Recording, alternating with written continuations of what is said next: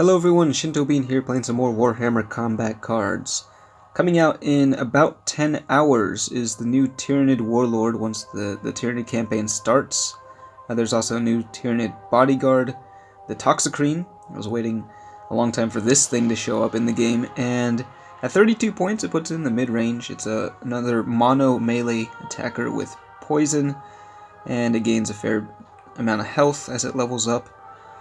So it doesn't really add too much to the Tyrannid roster, but it is a very cool looking model.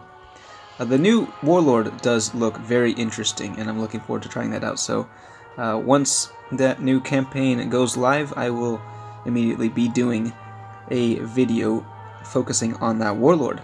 But in the meantime, I want to play a match in rank mode using a Warlord who I overlooked for a very long time since her release, and that is Morven Val. Her special rule basically gives all of your cards a shield, 3 shields that reduce damage from attacks by 30%, so it's a defensive special rule. She's pretty powerful stats-wise for the Warlord. Once you got her to level 3, she can deal a decent amount of ranged and melee, and I found her to be a very powerful option when combined with these two units here, the Imperial Robot and Ironhand Strachan, who both regenerate and are both able to debuff the enemy attack type.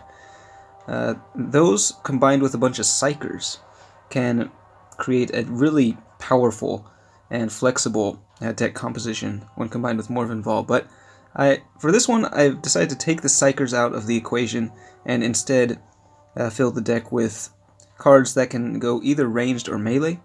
So I've put Celestine in here. I haven't really used her much recently because she just, for her cost, you can usually find better bodyguards that more specialize in ranged or melee. But for her, the Inspiring Presence is pretty nice. And at level 6, level 6 legendaries are pretty strong. So she has a ton of health.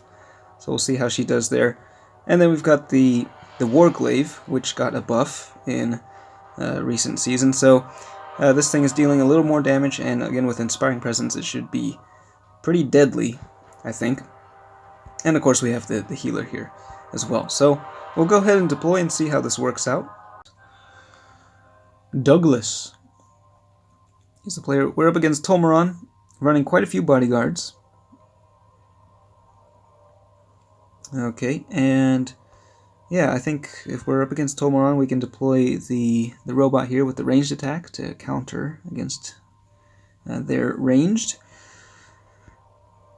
You got the Scout, increasing their first ranged, and I think we'll go with Celestine. And I'm guessing they won't deploy any big game they have until a little bit later, so I think we can save the Warglaive for the late game. And instead we'll just put, what to do? Do we want to heal or just go with the regeneration? It might be smarter to go with healing, but I kind of want to start the game swinging. So we'll just deploy Ironhand Strachan. We will be going with the melee attacks on our turn. They have the initiative. The deck that I'm running here is pretty low on initiative, so it usually does not get to take the first turn.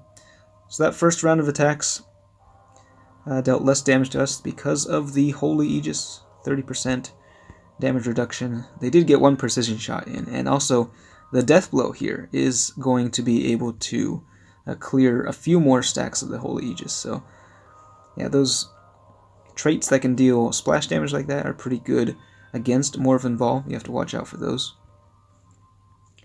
So Ironhand Strachan's, he's already lost all 3 of those mini shields.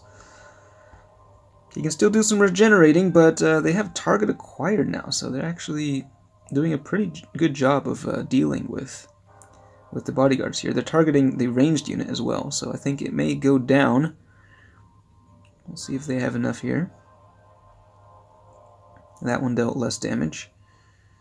And yeah, well, actually, the protection, it worked. Okay, so the robot is still alive, barely.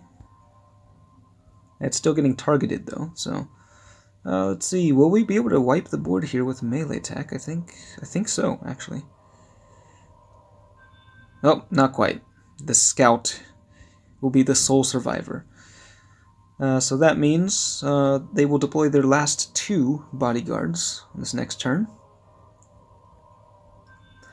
Once the robot dies, we can deploy the Warglaive and use that to deal with their big units.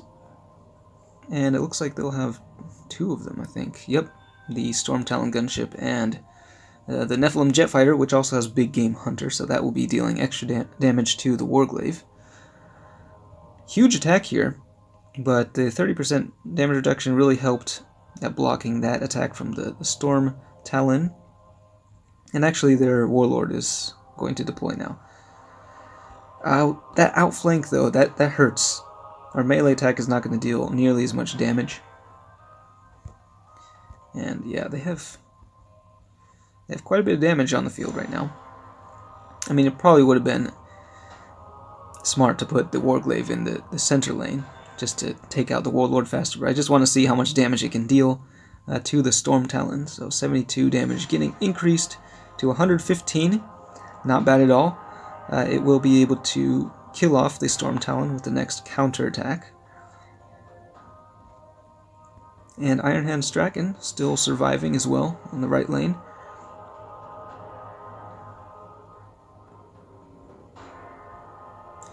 Alright, so we didn't even have to deploy the Warlord. And we can go for the killing blow here. But again, Morvenval herself is quite strong. She has fear, so she can take a lot of damage and still dish out a decent amount as well.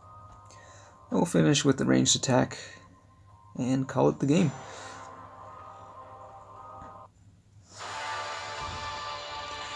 So yeah, I think this is definitely a pretty strong build. If you don't have Celestine at a high level, you can substitute her out for another bodyguard. I think Inquisitor Karmazov is another great option. He's the one with fear, a big tanky unit with both ranged and melee. So yeah, let me know what you think of this build, and if you ever use Morvenval. I remember seeing a few seasons back, she actually had one of the highest win rates, but one of the lowest play rates. So not many people were choosing her, but the people who were choosing her apparently were doing very well. So actually, surprisingly decent Warlord, I think. But again, looking forward to the new Tyranid Warlord. Keep an eye out for that, and I will see you next time.